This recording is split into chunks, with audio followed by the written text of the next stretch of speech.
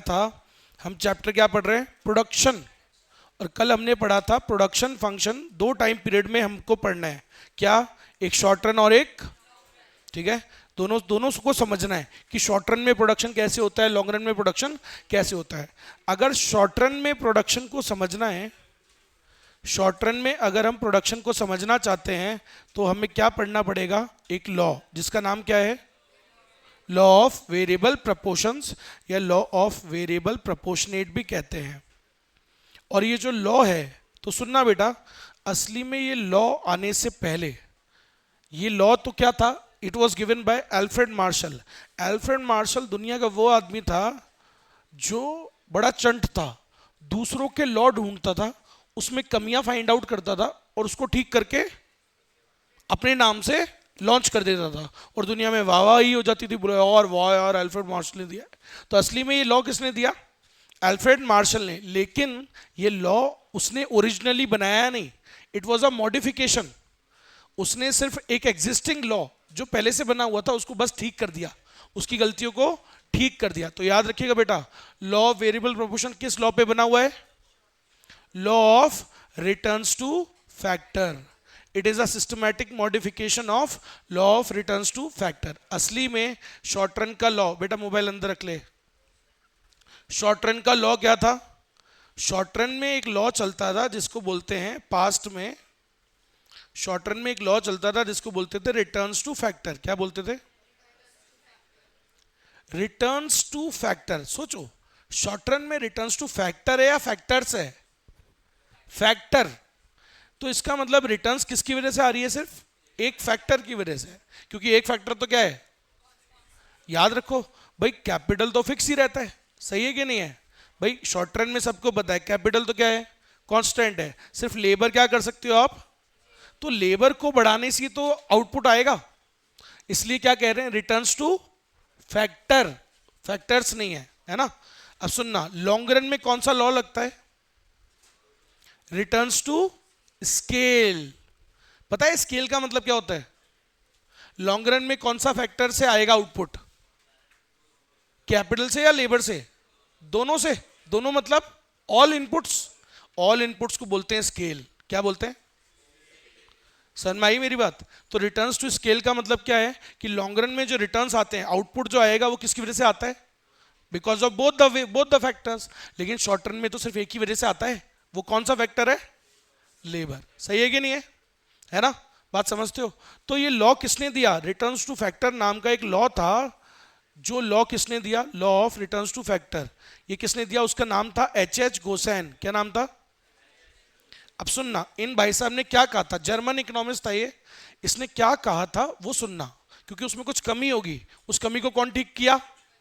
और उसने अपने नाम से लॉ बना दिया। और आज की डेट में पूरी किताबों में वही पढ़ाया जाता है, लॉ ऑफ वेरिएबल प्रोपोर्शंस।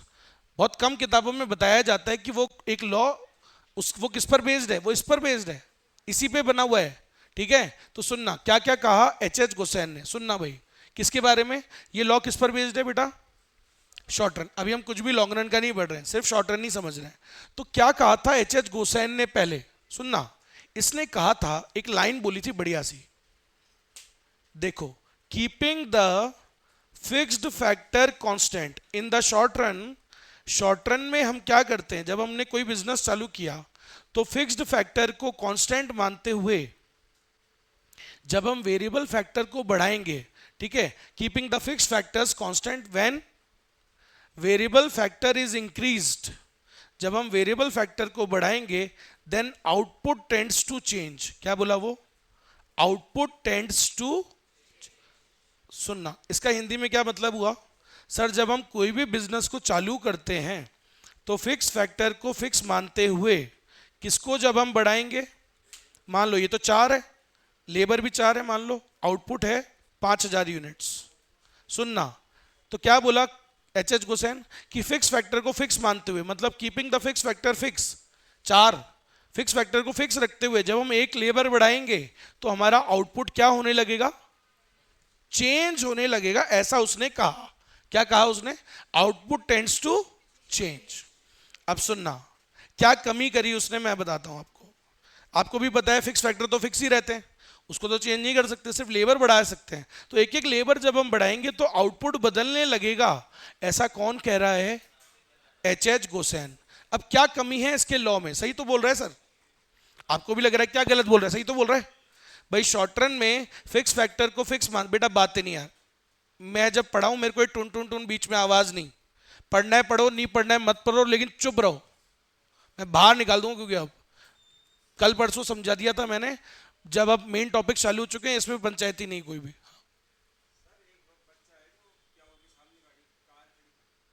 अच्छा, कोई कार लाया क्या तुम में से?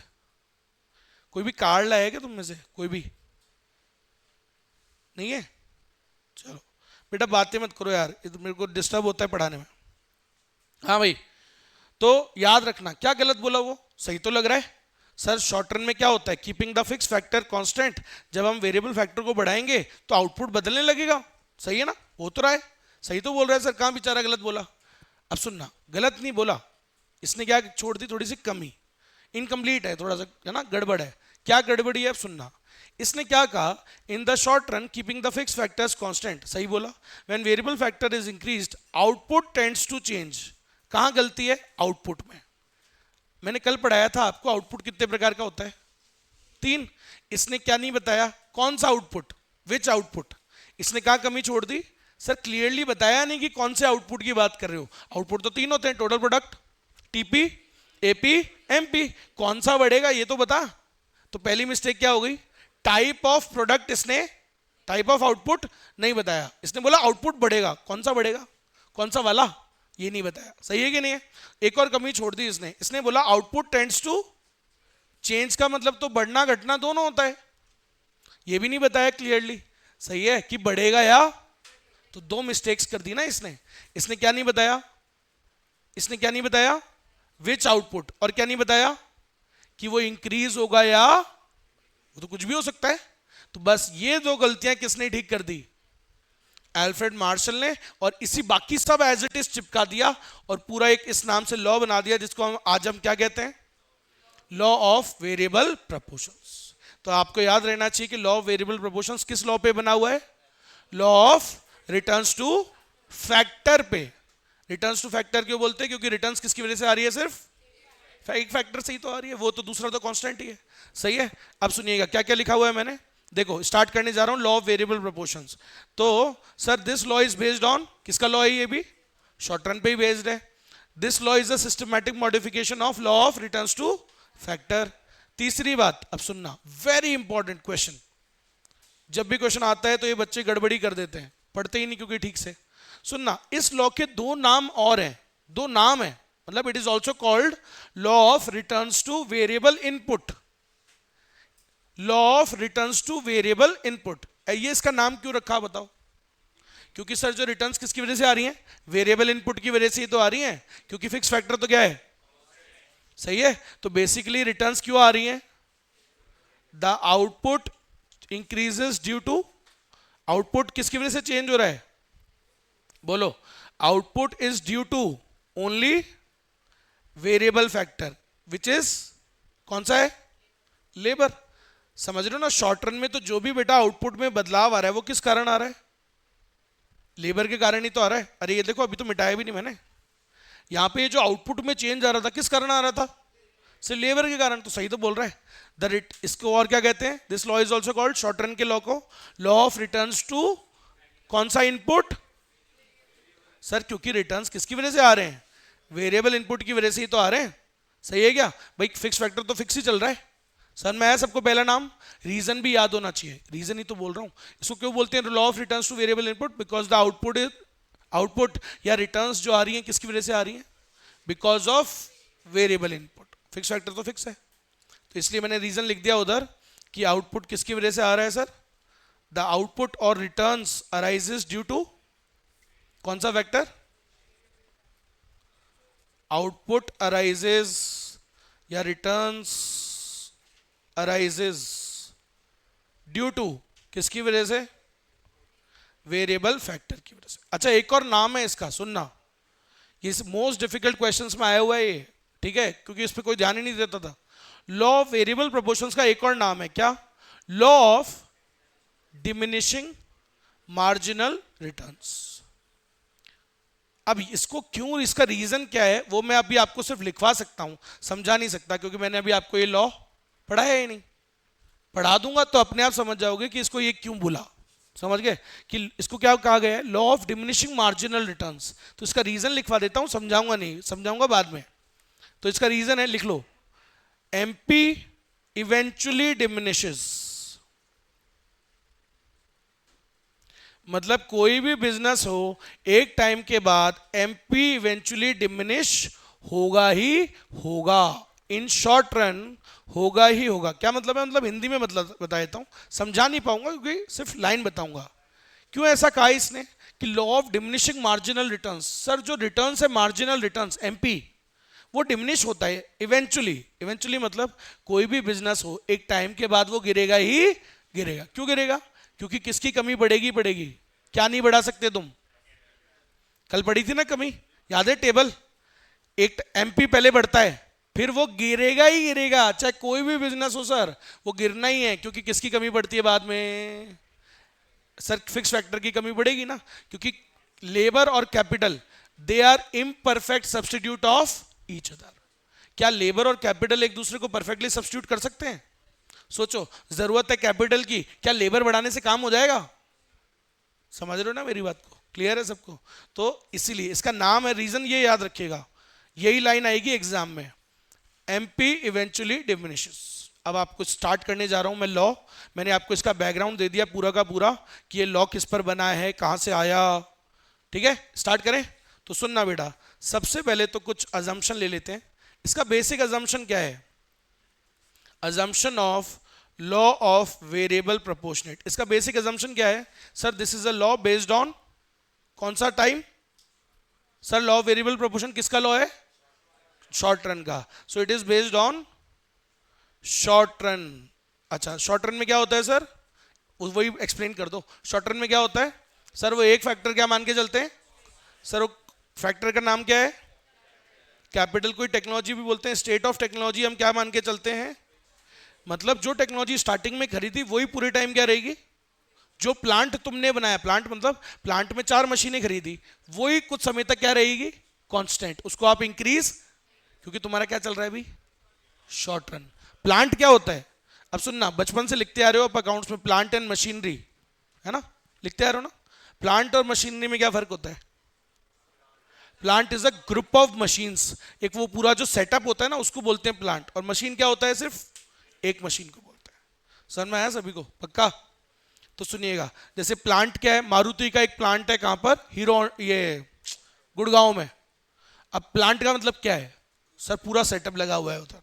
समझ गए मेरी बात? ऐसे ही महिंद्रा का प्लांट है मद्रास में, रॉयल एनफील्ड का प्लांट है मद्रास में, महिंद्रा का पुणे में है, नासिक में है। अलग अलग मॉडल्स अलग अलग प्लांट में बनते हैं, एक ही प्लांट में सारे नहीं बनते कभी भी। समझ में आया? स्कॉर्पियो है या एक और है थार है, वो एक जगह बनेगी। कोई दूसरी गाड़ी है, वो एक्सयूवी है, वो अलग साउथ में बनेगी। ऐसे अलग अलग प्लांट्स होते हैं, पूरा सेटअप उसी का ही है ना। फिर वो समझ में आ गई? एक बात बताओ, एक्सयूवी के सेटअप में वो स्कॉर्पियो बन जाती है क्या? बन ही नहीं सकती। प्लांट का सेटिंग करना पड़ता है। समझ में आई मेरी बात? ऐसी थोड़ना है वो। चलो, तो खैर जो भी है, शॉर्ट रन में हम क्या मान के चलते हैं? टेक्नोलॉजी क्या रहेगी? कांस्टेंट रहेगी। पूरे आउट, थ्रू आउट, पूरे टाइम वो सेम रहने वाली है, ऐसा मान के चलते हैं। अच्छा, तो इसमें कैपिटल क्या रहेगी? फिक्स। सिर्फ क्या बढ़ सकता है? Only variable factor can be increase. ये हमारा अजम्पशन है, मान के चल रहे हैं। और एक और बात, कल हम क्या बोल रहे थे? कल कितने लेबर थे? 7। 1 2 3 4 5 6, 7वां कहां गायब हो गया है? अच्छा, अज्यूम ही किया था क्या? लिया नहीं था किसी को? अच्छा, तुम मतलब वही हो, उतने ही वाले। ठीक है, हाँ। तो जो भी है, मतलब सुनो, तो मैं क्या कह रहा था, कल वो छठे वाले भाई का आउटपुट क्या आया था? सही है। अब यार इसका मतलब सर ये लीड है क्या? अच्छा एक बात बताओ, 10 20 30 हमारा तो बढ़ रहा था एमपी, उसके बाद ये गिर रहा था, है ना? 30 के बाद 20 10 0, मतलब ये तीनों ही लीड है क्या? नहीं सर, इनमें कोई कमी नहीं है। ये भी हमारा अजम्पशन है। All units of variable factor are equally good, equally efficient. इनमें थोड़ी कोई कमी है। कमी किसकी पड़ेगी? अगर आप समझ जाओ ना ये बात, तो ये पूरा लॉ बहुत आसान बन जाएगा तुम्हारे लिए। यहाँ सब कुछ किसकी वजह से होएगा, एक ही तो प्रॉब्लम है शॉर्ट रन में, क्या? What is the main difference between short run and long run? In long run you can increase anything, but in short run there is a problem. एक टाइम के बाद आप क्या नहीं बढ़ा पाओगे, फिक्स फैक्टर वो नहीं बढ़ा सकते, तो मजबूरी हो जाती है। परेशानी किसकी वजह से आएगी, कैपिटल की वजह से, लेबर की वजह से थोड़ी आएगी। लेबर तो सभी अच्छे हैं, सही है, ऐसे लीड नहीं हो तुम, सही है। All units of variable factor, तुम तीनों ही तीनों का गिर रहा था ना 30 20 10। All units of variable factor मतलब labour are equally good and equally efficient. बेटा नोट्स इस बार थोड़े से खुद बनाना कोशिश करना, इक्वली गुड एंड एफिशिएंट। थोड़े चेंज कर रहा हूं क्योंकि हमेशा वही थोड़ी चलते रहेंगे यार, वो 2022 से चल रहे हैं। टॉपिक को चेंज नहीं हुआ, कोर्स में कोई बदलाव नहीं हुआ है, लेकिन खुद भी तो थोड़ा बहुत बदलना चाहिए ना चीज को, ऐसा हल्का फुल्का चेंज मार रहा हूं मैं। चलो अब सुनना, तो मैंने अजम्पशन बता दिया आपको। एक मैंने कल भी बोला था सर इस पूरे लॉ में हम कहीं रुपीस की बात नहीं करेंगे, क्यों? क्योंकि ये चैप्टर क्या नाम है, so we are only concern with units, physical units. यहां पे हम सिर्फ फिजिकल यूनिट्स, हेलो हेलो, हाँ जी, हाँ जी भैया बताइए। हाँ भैया सर्विस के लिए आइए ना, एक सेकंड रुकिएगा सर, है ना। चलो तो सामने देखिएगा सब लोग, जैसा मैं आपको बता रहा हूं ये हमारे अजम्पशन है। स्टार्ट करें लॉ। अब सामने देखना बेटा ना, बिल्कुल वो नहीं, we are concern with only physical units not the monetary aspect, ठीक है। एक और चाहे तो हम लिख सकते हैं, क्या सुनना, जो भी आउटपुट हमें मिल रहा है ना वो मैक्सिमम है, मतलब ऐसा नहीं है कि जानबूझ के कम बना रहे हो, it is to the max, मतलब फुल पोटेंशियल पे निकाल रहे हैं, समझ रहे हो, मतलब ये अपनी पूरी मेहनत कर रहे हैं, फुल आउटपुट, ठीक है। The output is the maximum, the output achieved is the maximum. सुनिएगा भैया, तो ये हमारा अजम्पशन है। और अब मैं स्टार्ट करने जा रहा हूं इस पूरे लॉ को। एक बार पहले सिर्फ बताऊंगा, अभी समझाऊंगा नहीं, पहले तो बताऊंगा कि क्या होगा। याद है पहली वाली बाहुबली देखी थी, पहली वाली बाहुबली में बताया गया था कि किसने किसको मारा, कट्टापर ने बाहुबली को मारा, लेकिन क्यों मारा ये सेकंड वाले में पता लगा था, सही है ना, ठीक है। तो आज वही होगा, मैं आज आपको पूरी स्टोरी बताऊंगा कि इस लॉ में क्या होता है, और अगर टाइम बचा तो आज ही समझा दूंगा कि क्यों हो रहा है, लेकिन अगर नहीं बचा तो कल, टाइम की अभाव है ना। हाँ भाई इधर इधर, तो सुनिएगा, ये पूरा लॉ आज आपको याद कराऊंगा पहले, ठीक है, इसको याद करना है और फिर कल बताऊंगा कि ऐसा क्यों हो रहा है, कोई भी चीज जो हो रही है वो क्यों हो रही है। कल मैंने टेबल बताई थी कैसे होता है, सामने देखो बेटा, टेबल फिर से याद होनी चाहिए सबको, कैसे बनाई थी टेबल, बताओ बताओ जल्दी बताओ। यूनिट्स, फिक्स फैक्टर, और इधर क्या लिया था, यूनिट्स, वेरिएबल फैक्टर, कुछ भी ले लो आप। यहाँ पे कैपिटल कौन सा फिक्स रहता है, कैपिटल, और वेरिएबल फैक्टर कौन सा है, कितने लिए थे अपन ने, 1 2 3 4 5 6 7 तक, क्या हो गया, अरे सर यार ऐसे क्या कर रहे हो, बदल दूंगा मैं चलो पूरा ही बदल दिया। हाँ तो इधर ले लो कैपिटल, इधर ले लो लेबर, ये लो 1, यहाँ ले लो 4 4 4 4 4 4 4, 1 2 3, बेटा बातें नहीं, अरे मत करो भैया, हाँ भाई तो ये हमारा बना लिया। चाहे तो जीरो नहीं भी बनाए तो भी चलेगा, लेकिन जीरो बनाने से तुम्हें समझ में आएगा कि जीरो से पहले कुछ नहीं होता है, तो जीरो के सामने क्या आता है, डैश, ठीक है। इधर देखो, तो यहां पे क्या ले रहे हैं अपन, टीपी, टीपी के बाद क्या बनाते हैं, उसके बाद, और मैंने क्या बताया था, सबसे पहले क्या बनाओगे तुम, एमपी में क्या लिख देना जीरो के सामने, सर जीरो जब कैपिटल कितनी भी लगा लो, लेबर तो जरूरी है ना, तो ये तो डैश। अब देखो एमपी में पहला 10 20 30, 10 20 30, उसके बाद 30 20 10, फिर जीरो, फिर सही है, एमपी को ऐड करने से क्या आता है, सिग्मा एमपी इक्वल्स टू ठीक है। हाँ भाई, तो मैं सिर्फ मैं ही हूं। अब एक बार बताओ, सिर्फ मैं ही हूं तो मैंने कितना एडिशनल प्रोडक्शन किया? 10। और टोटल प्रोडक्शन में कितना हुआ? अब दो जने हैं, 10 मैं बनाऊंगा, ये 20 कंट्रीब्यूट कर रही है, ये एडिशनल कंट्रीब्यूशन कर रही है 20, तो 10 और 20, फिर वो भी आ गई 30 उसने बनाया, कितना हो गया? सही है। काम मैक्सिमम पे पहुंचा, 90 तो 2 बार है। ऊपर वाले पे पता था क्या तुमको कि अब वो मैक्सिमम में बढ़ेगा नहीं? किस पे पता लगा कि अब नहीं बढ़ेगा? छठे वाले पे। सर मैं ये मैक्सिमम है, तो याद रखना। अब सुनो, एपी, एपी क्या होता है सर? होता है एवरेज होता है लगभग। हाँ भाई, तो ये आ जाएगा 10, 15, 20, 20, 18, 15 और 11.4। ठीक है, अब सुनिएगा, ये कभी जीरो, किसका बच्चा है ये? और टीपी कभी जीरो। ठीक है, एपी का फॉर्मूला क्या होता है? टीपी डिवाइडेड बाय एमपी का क्या होता है? कुछ नहीं, इन दोनों के आगे डेल्टा डेल्टा लगा दो, वही एमपी का होता है। तो चेंज इन टीपी अपॉन, एक क्वेश्चन आता है, MP and AP both are obtained from TP, सही है क्या? सही है लाइन? एमपी और एपी दोनों किससे ऑब्टेन होते हैं? सही तो है। एक में टीपी अपन वेरिएबल फैक्टर, एक में चेंज इन टीपी है तो टीपी ना, दोनों टीपी से ही निकलते हैं। ठीक है। हाँ भैया, हाँ जी भैया, बताइए भैया। हाँ भाई, सामने देखो, तो ये बना दिया अपन ने। कल मैंने बताया था इसके डायग्राम, याद करो एमपी कैसा बनता है? एक साथ ही पूरा बना रहा हूं अब। कल बनाया था ना अपन ने, एमपी कैसा बनेगा?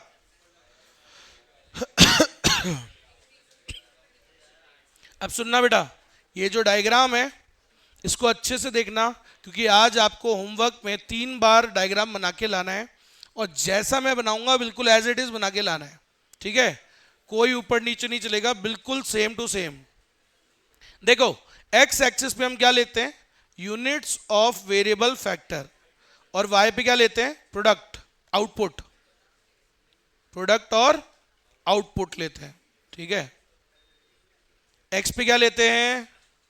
क्या बढ़ेगा यहाँ पे? लेबर। वाई पे क्या लेते हैं? आउटपुट। भाई लेबर ही तो बढ़ रहा है। लेबर कितना गया? 7 तक, 1 2 3 4 5 6 7 और 1 8। अब सुनिएगा, सामने देखो। अब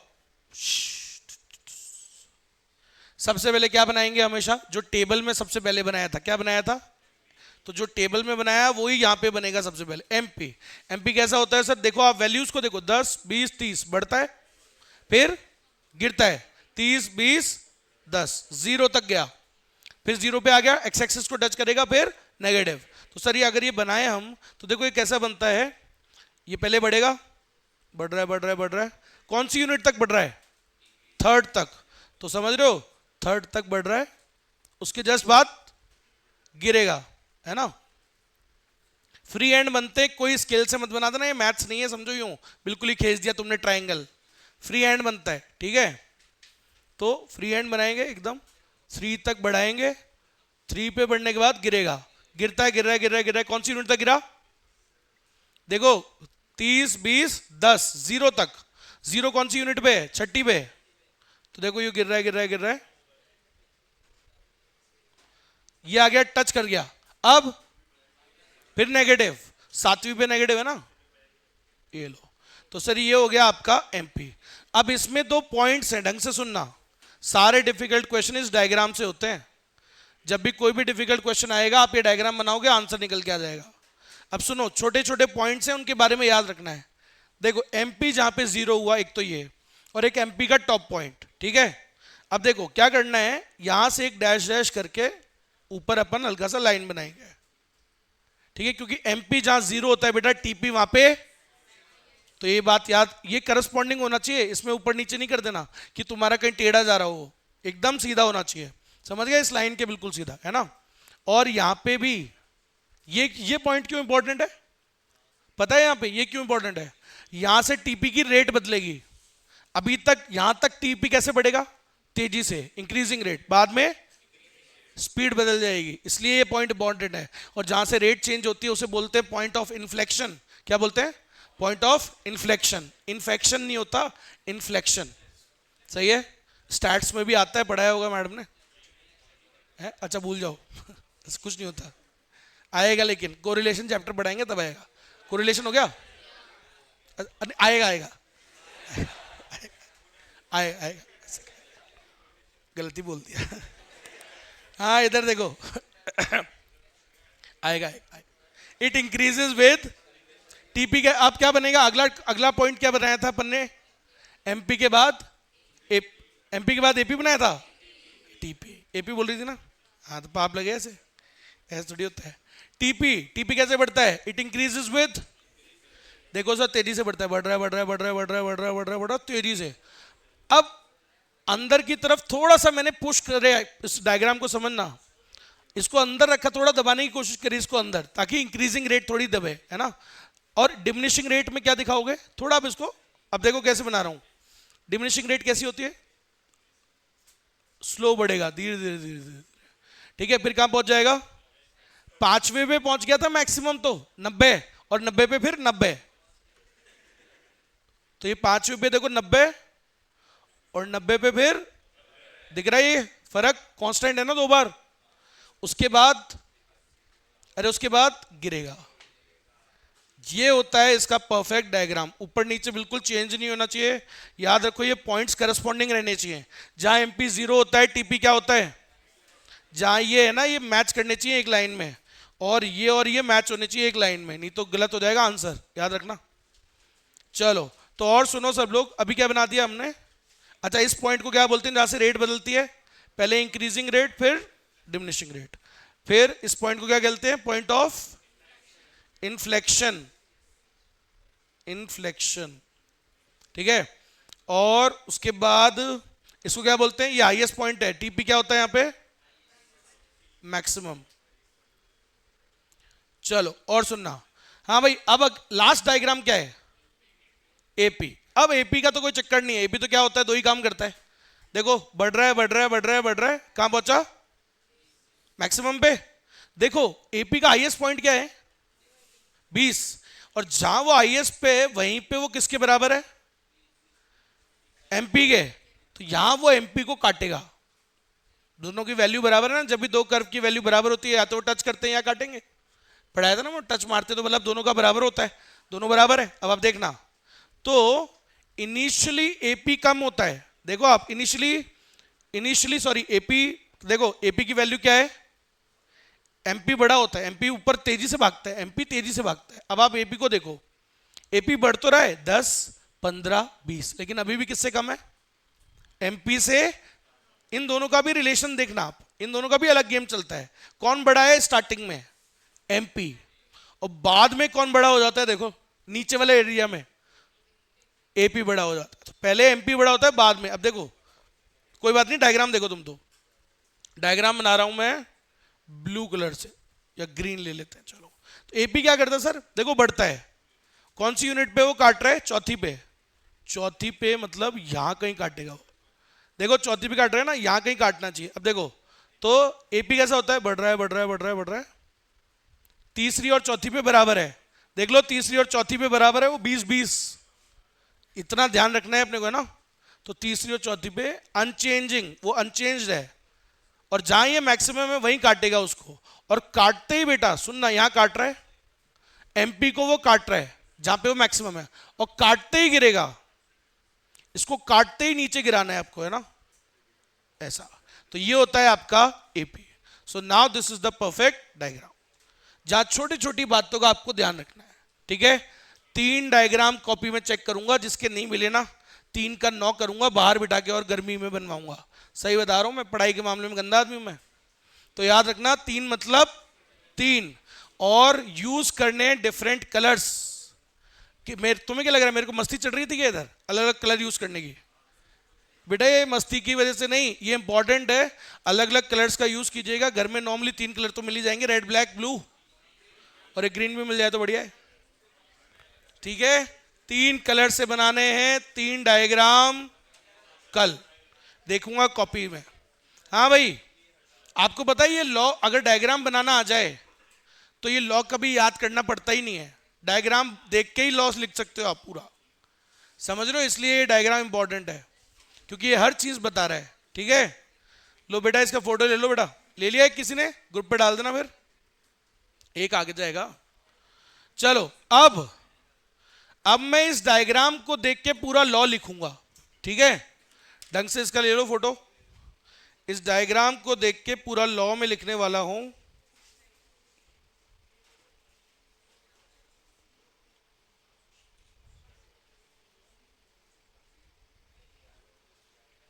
ठीक है, करें स्टार्ट। अब आप देखना, सिर्फ जैसा जैसा डायग्राम में हो रहा है वैसा वैसा मैं लिखते जाऊंगा। ठीक है, तो देखो सामने देखो सब लोग, वेरी इंपॉर्टेंट, डायग्राम को देख के कैसे पता लगाएंगे या टेबल को देख के कि इसमें कितनी स्टेजेस है। मैं आपको बताता हूं, इस लॉ में 3 स्टेजेस होती हैं। This law is divided into 3 phases, 3 phases होते हैं इसके अंदर। इस लॉ में 3 फेजेस होते हैं।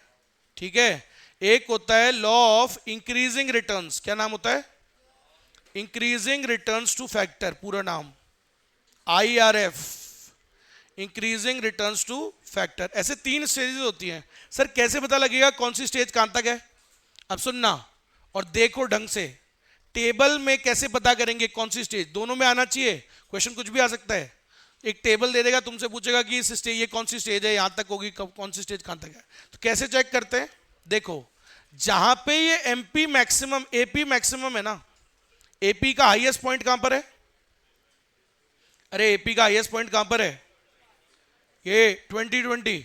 तो यहां तक होती है फर्स्ट स्टेज, यहां तक होती है पहली स्टेज। ठीक है, इसके बाद जहां पे MP 0 है, MP 0 से देखते हैं सेकंड स्टेज, जहां MP 0 हो जाए यहां तक होती है सेकंड, और इसके बाद तो यही सेम बात अपन डायग्राम में भी यही करते हैं। जहां पे AP का हाईएस्ट पॉइंट है वो किसको कट करेगा?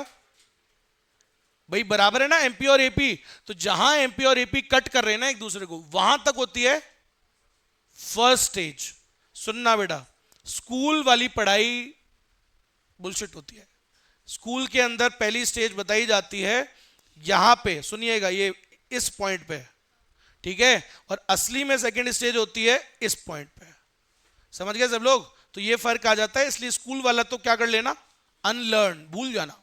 समझ गए? तो सुनिएगा सब लोग, पहली स्टेज कैसे चेक करते हैं, बोलो पहली स्टेज कहां पे आएगी बताओ? सर जहां पे MP और AP एक दूसरे को काट रहे हैं। तो देखो ये हो गया, इस एरिया से पहले पहले वाला क्या हो गया आपका? फर्स्ट स्टेज होती है। ठीक है, सेकंड स्टेज कौन सी होती है, कहां एंड होती है सेकंड? जहां MP क्या होता है, 0 होता है ना, वहां पे सेकंड एंड हो जाती है। ठीक है, तो सेकंड स्टेज का एंड क्या है? ये वाला एरिया सेकंड स्टेज का एंड होता है। ठीक है, इसके बाद थर्ड बचेगा अपने आप ही। तो अब हम जब इस लॉ को लिखेंगे तो सिर्फ कुछ नहीं है, जैसा जैसा इसमें हो रहा है वैसा वैसा बताते जाएंगे। अब जब पहली स्टेज के अंदर क्या होता है, जितना दिख रहा है तुमको उस लाइन से पहले वो बोलना है। अब सुनना, पहली स्टेज में स्टार्ट करते हैं, फर्स्ट स्टेज। पहली स्टेज में आप देखो TP पहले कैसे बढ़ता है, पहले वैसे MP बताते हैं लेकिन मैं से TP बता रहा हूं।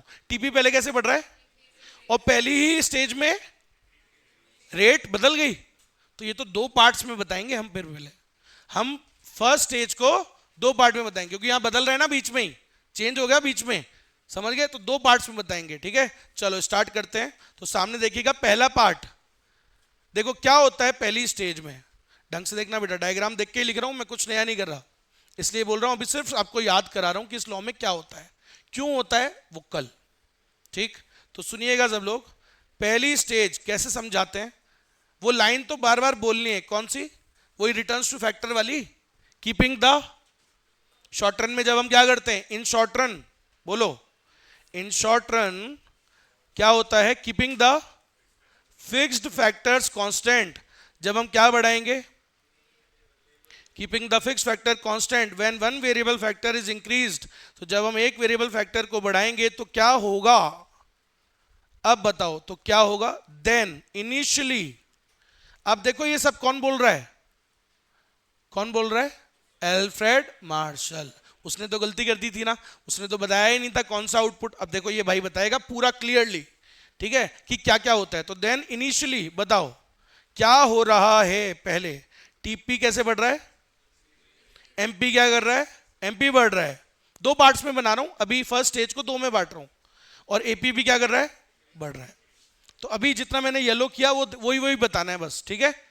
करें, देखो सामने देखो, तो क्या हो रहा है सर बता दो जरा। देन इनिशियली बोलो क्या होता है, TP increases with, sir TP तेजी से बढ़ता है, टीपी बहुत तेजी से बढ़ता है इनिशियली, ठीक है। अच्छा एमपी क्या करता है, एमपी बढ़ता है, एमपी की रेट वेट नहीं है, एमपी बढ़ता है, बढ़ ही रहा था इनिशियली, एमपी बढ़ता है, एमपी इंक्रीजेस, कब तक बढ़ेगा, देखो डायग्राम देखो, एमपी बढ़ता है, एमपी नीचे काला वाला है, एमपी बढ़ रहा है, कब तक बढ़ेगा, जब तक वो मैक टॉप पे नहीं पहुंच जाता, मैक्सिमम। अरे देखो दिख रहा है, ये पॉइंट है ना एमपी का हाईएस्ट, तो एमपी बढ़ेगा, कब तक बढ़ेगा, जब तक वो कहां नहीं पहुंच जाता, मैक्स पे, सही है। तो एमपी बढ़ता है, एमपी इंक्रीजेस टिल मैक्सिमम, ठीक है। अच्छा फिर टीपी, अच्छा टीपी, टीपी तेजी से बढ़ता है कब तक, कब तक बढ़ता है टीपी, तेजी से कब तक बढ़ता है, जब तक वो कहां नहीं पहुंच जाता, इन्फेक्शन पे, कहां नहीं पहुंच जाता, है ना, वो तो लिखो। तो टीपी तेजी से बढ़ता है सर टिल, टिल इन्फ्लेक्शन, सही है। अच्छा एपी क्या कर रहा है, एपी, एपी क्या कर रहा है, एपी देखो ये लाल वाले को, हरे वाले को, सर ये मस्ती से बढ़ रहा है, बढ़ रहा है, ठीक है, सही है। एपी राइजेस, एपी इंक्रीजेस, ठीक है। अभी क्या पूरा पहला स्टेज हो गया या बचा है, बचा है। अब सेकंड पार्ट, ठीक है, एपी बढ़ता है। अब सुनना, सेकंड स्टेज मतलब अभी जो थोड़ा पोर्शन बचा है वो बताना है। तो देखो डायग्राम में क्या क्या बचा है, अगर आप देखो डायग्राम में क्या क्या बचा है देखो। फिर बाद में जब हम और वेरिएबल फैक्टर बढ़ाते हैं तो क्या होता है, sir TP increases with MP, क्या होने लग गया, पहली ही स्टेज में एमपी गिरने लग जाता है।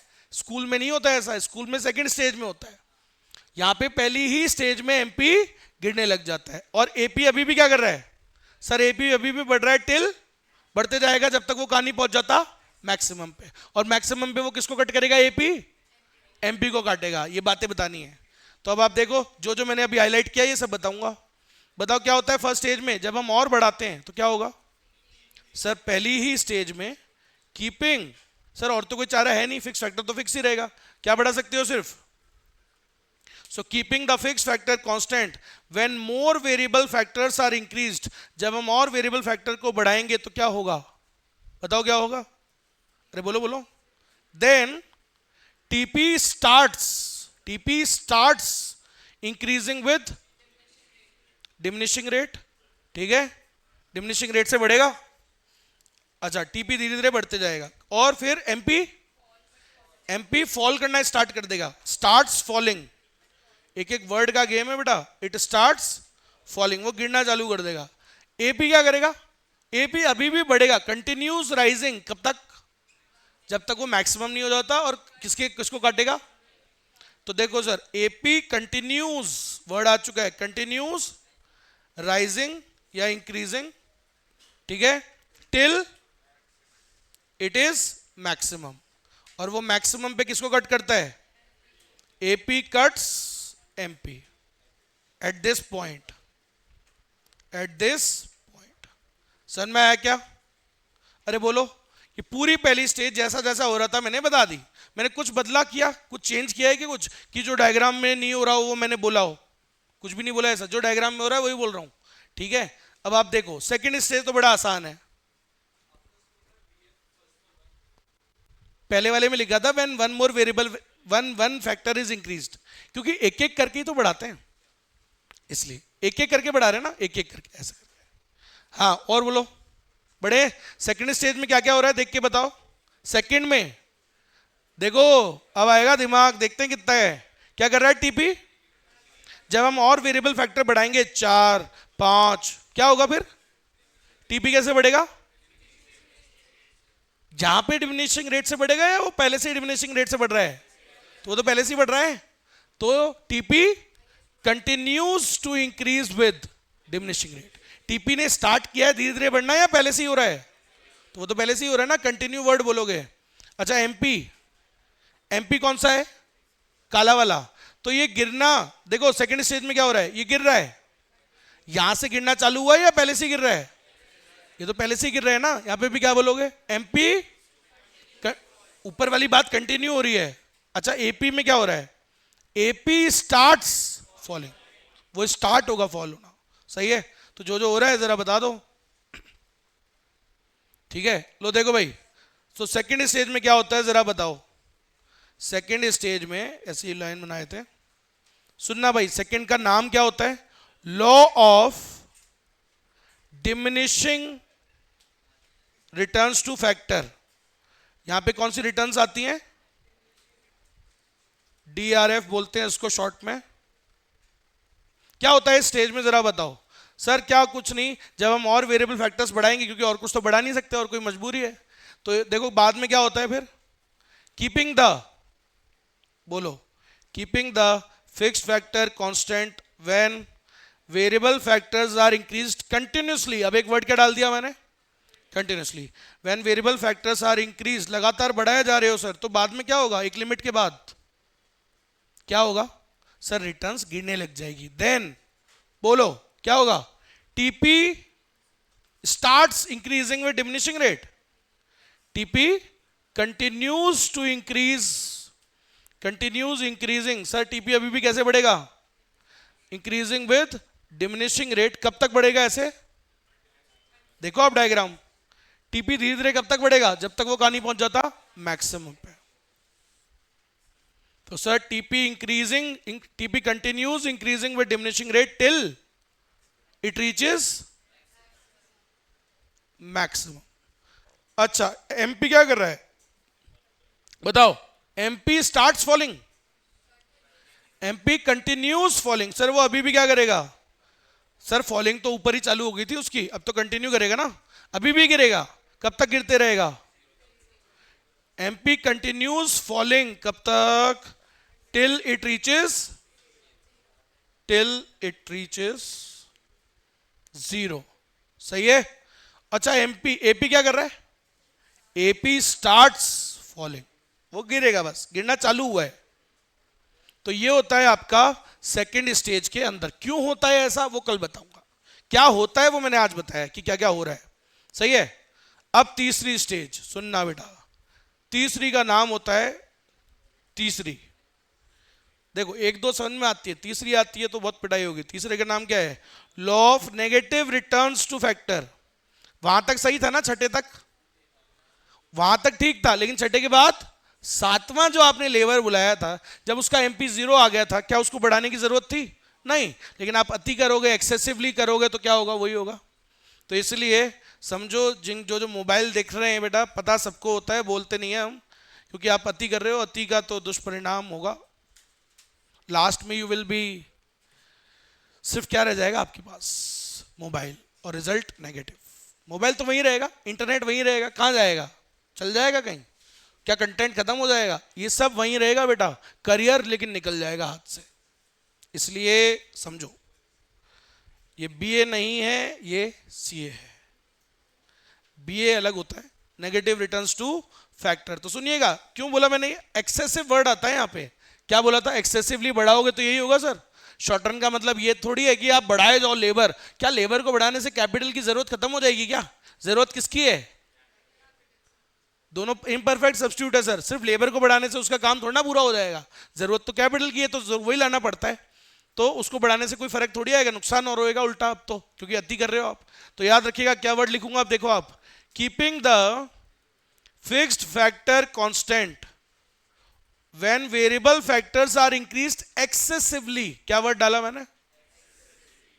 सो व्हेन वेरिएबल फैक्टर्स, अति कर रहे हैं सर, एक्सेसिवली बढ़ाए जा रहे हैं, एक्सेसिवली इंक्रीज्ड, तो क्या होगा बताओ? देन क्या क्या होगा बताओ, तुम्हारे साथ क्या क्या होगा भैया थर्ड स्टेज में? जरा बताओ, अगर नहीं मानोगे तो वही होगा। TP starts, MP becomes, AP continues, but किसका बच्चा है वो? तो याद रखिएगा सर, जो हो रहा है बोल दो जरा। तो अगर सर अगर अति करी कोई भी चीज की तो क्या होगा सर? वही होगा जो नियोनाची है। कैसी रिटर्न्स आएंगी? अभी तक तो रिटर्न्स डिमिनिश हुई थी, 10 20 30 increasing returns, 30 20 10 diminishing returns, 0 diminishing returns ही है वो भी, लेकिन उसके बाद नेगेटिव रिटर्न्स। सही है। So when variable factors are increased excessively then क्या होता है? TP starts. Sir total production गिरने लग जाएगा उल्टा, बढ़ने की बजाय। TP starts falling, MP becomes negative and AP continues falling. कब तक सर वो गिरता जाएगा? कब तक?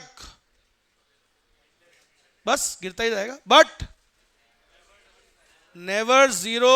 और सर वो जीरो नहीं होगा, और जीरो ही नहीं होगा तो नेगेटिव भी नहीं होगा, क्योंकि किसकी औलाद है वो? तो ये देखो जो हो रहा है मैंने वही बोला है। अच्छा एक और चीज आप डायग्राम में नोटिस करो, पूरी अगर मैं आपसे पूछूं पूरी पहली स्टेज में एमपी और एपी में कौन बड़ा होता है? एमपी कौन से कलर का है? डायग्राम, इसलिए कलर इंपॉर्टेंट है। एमपी कौन से कलर का है और एपी ग्रीन।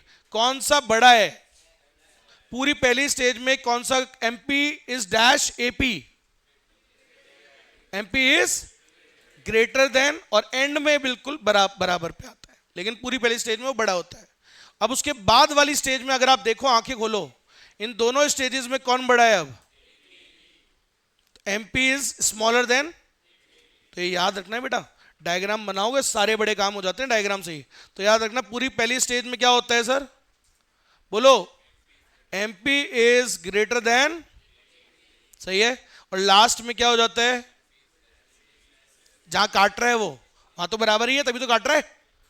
और उसके बाद दोनों ही स्टेजेस में एमपी इज एपी बड़ा हो जाता है सर। छोटी छोटी बातें हैं जो क्वेश्चन में आती हैं, यही तो आता है क्वेश्चन में, और क्या आएगा? समझ रहे हो मेरी बात?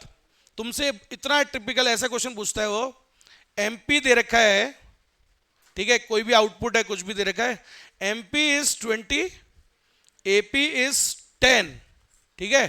क्वेश्चन पूछा कि बताओ ये टीपी क्या कर रहा होगा इस टाइम पे? एमपी और एपी देखे टीपी पूछ रहा है, लगाओ दिमाग।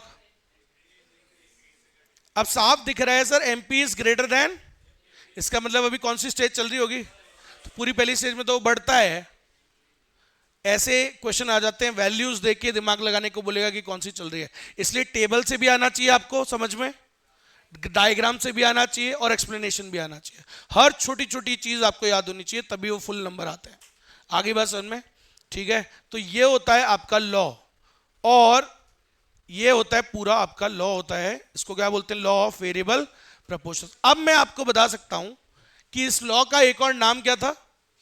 Law of returns two variable input, और एक और नाम था law of diminishing marginal returns. क्योंकि सर जीवन की एक सच्चाई है, कोई भी बिजनेस हो, शॉर्ट रन में एक टाइम के बाद तो एमपी थोड़ा सा बढ़ता है, सिर्फ 10 20 30, उसके बाद एमपी गिरेगा ही, एमपी इवेंचुअली फॉल्स। क्यों गिरेगा ही गिरेगा? शॉर्ट रन में बताओ, कोई भी बिजनेस में एमपी क्यों गिरेगा? गिरेगा ही गिरेगा, क्योंकि सर किसकी कमी पड़ेगी ही पड़ेगी। आया सर में? इसलिए मैंने लिखा था रीजन एमपी इवेंचुअली, इवेंचुअली मतलब क्या? गिरेगा ही, उसको आप रोक नहीं पाओगे, वो तो होना ही होना है सर। क्यों होगा? Because capital will be insufficient, कमी पड़ेगी उसकी। समझ रहे हो मेरी बात? तो बाकी मैं कल बताऊंगा, इसका रीजन भी लिख देता हूं मैं, सुनिएगा सब लोग। ये पूरा जो मैंने लिखा है ये अपने नोट्स में जाके लिखना, इसके नोट्स खुद बनाना ताकि याद हो जाए चीज। और होमवर्क तो चेक करूंगा ही करूंगा कल। डायग्राम 3 टाइम्स, डायग्राम है 3 टाइम्स, टेबल 1 टाइम, और एक्सप्लेनेशन 1 टाइम। कल कॉपी में चेक करूंगा सभी की। सही बता रहा हूँ, गंदा आदमी हूँ। 3 बार डायग्राम नहीं बनाया तो 9 बार बनवाऊंगा, और बाकी 3 बार बाहर खड़े होके वो भी। सही में कोई इज्जत नहीं रखूंगा, जेंडर डिस्क्रिमिनेशन नहीं करूंगा, लड़का और चाहे लड़की बाहर निकाल दूंगा, याद रखना। देख लो पहले ही बोल रहा हूं, मैं फिर बोल रहा हूं, मेरे बोलने के बाद तो कर ही लेना। चलो मैं इसको भेज दूंगा, अभी इसका पीडीएफ लेके भेज दूंगा।